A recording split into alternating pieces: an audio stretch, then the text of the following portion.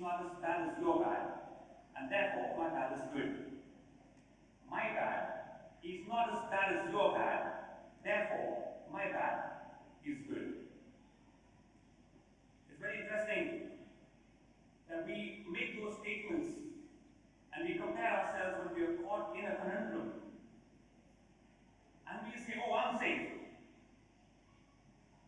I'm clean, but the guy is not. The story is told of a dad who came back home, and he came back home to watch his little daughter, little disappointed. He asked, darling, what happened? She said, oh, Dad, I just broke the flower pot. Would you beat me? He said, oh, darling, are you upset for that? And the daughter said, you know what, Dad, but, you know my brother, he broke the tube light by playing cricket in the house. You know what's happening? My bad is not as bad as your bad, therefore my bad is good. We all do that, don't we? And there's a story in the scripture, in the Gospel of John chapter 8. It's a story about the woman caught in adultery.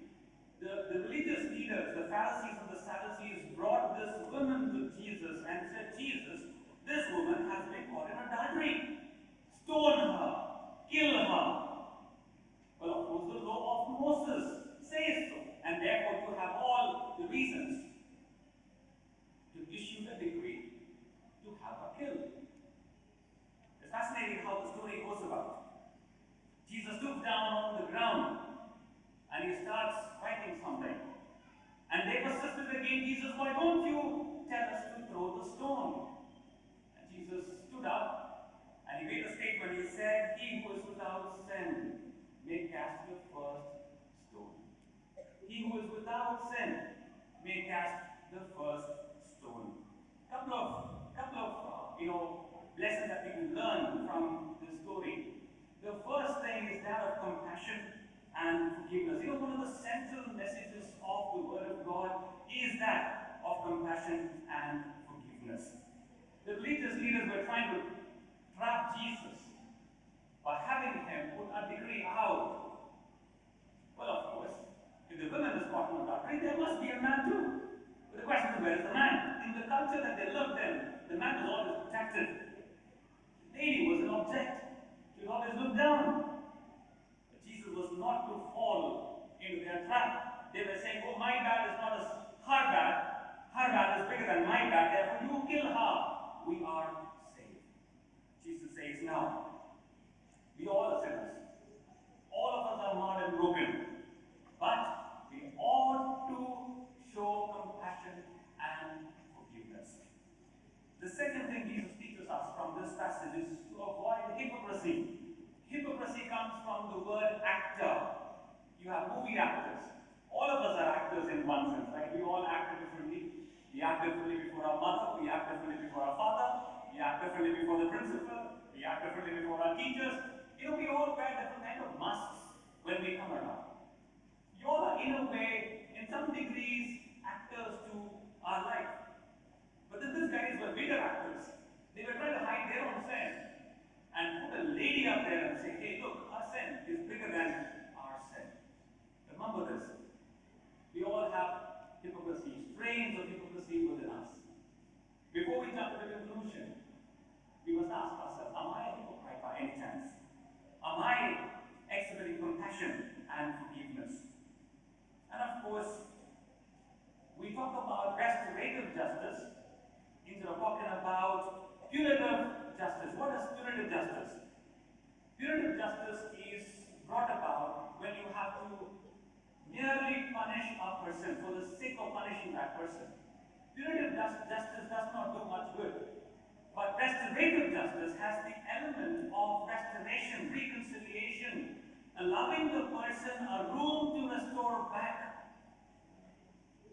And that's why in the jails nowadays, if the prisoner shows acts of compassion, he acts good, behaves well, his term is cut short. He is not just punished. Well, of course, we punish a person, very, very important for the sin that is committed. But you also not punish that person for the sake of punishing that person. You punish that person in order to restore that person into the duty that person had before. That is restorative justice, which has the element of forgiveness and compassion and hope built into that. that person. I remember when my kids were growing up, I believe, as the scripture tells us in the use of the rod, I believe every word that's written in that. And I believe so because I believe the rod of your correction must meet the board of your education. It really helps. It really helps. But there is, to an extent, you could do that. When the children are small, and you know how they can throw tantrums, and they know when to throw tantrums. Especially when we are visiting our friends, is when one of our kids will throw tantrums. And they know dad can't do anything because dad is in the company of other people, dad is going to behave well, dad can't get angry, dad can show faces, so the kid will throw tantrum. I will take my child into the restroom and I will tell him, look, what you're doing is not right. You can't throw this tantrum at this place. And you know it, I know it. And this is what you're doing, and dad needs to punish you for this. I put up with you, but you have not listened to what I'm saying. And I will hug him. And I will take the rod and give it onto his cross. But my son always knew this, that he had the comfort of his dad's chest onto him. I always hugged him and I spanked him. It was not a spanking in vacuum. He felt my heart and he got it. She felt my heart and she got it. My wife would always say, when you come out of the restrooms, both of you are laughing and having fun. I said, yeah, my job was not to punish him. My job was to restore him. And my son and my daughter needs to know that dad is not that angry figure whose job is only to punish. My job is to hug him and tell him, look, you need to get this punishment, but you have the embrace of your dad. Of course, before we come out, we also pray to the Lord. Restorative justice, not just punitive justice. And Jesus does that. Jesus so beautifully, looks around and he sees nobody is there to now condemn her. Everybody who said, throw the stone, have walked away. And you know what Jesus tells her? Lady, where are the men who came demanding for your death? Look around, they're not here, they're gone. And then Jesus makes a very poignant statement. He says, I don't condemn you either.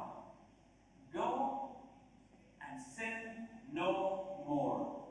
Mind you, Jesus does not say, go and sin some more. He doesn't say that.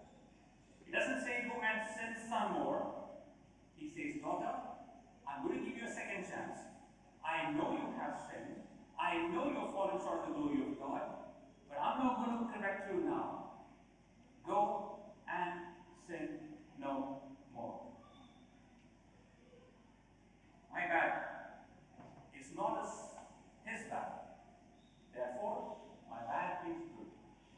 And you caught up in that thought process. In fact, all of us will be caught. Because we all like to save our skin, don't we? But a beautiful lesson we learn in life is this. That before you turn your finger at somebody, always know there are three fingers pointing at you. Before you point a finger at anybody in life, before you point your finger at your father, know that there are three fingers pointing at you. Before you point a finger at your neighbor, know there are three fingers pointing at you. Before you point a finger at your teacher, or your friend, or anybody for that matter, know this always. There are these three fingers pointing at you. Yes, we need to correct people, restore them to who they were. But also realize, all of us are fallen, the Bible says, and are fallen short of the glory of God. And therefore, it's enough thing to look to the Lord today and say, Lord, would you look at my heart? And would you see how a big hypocrite I am?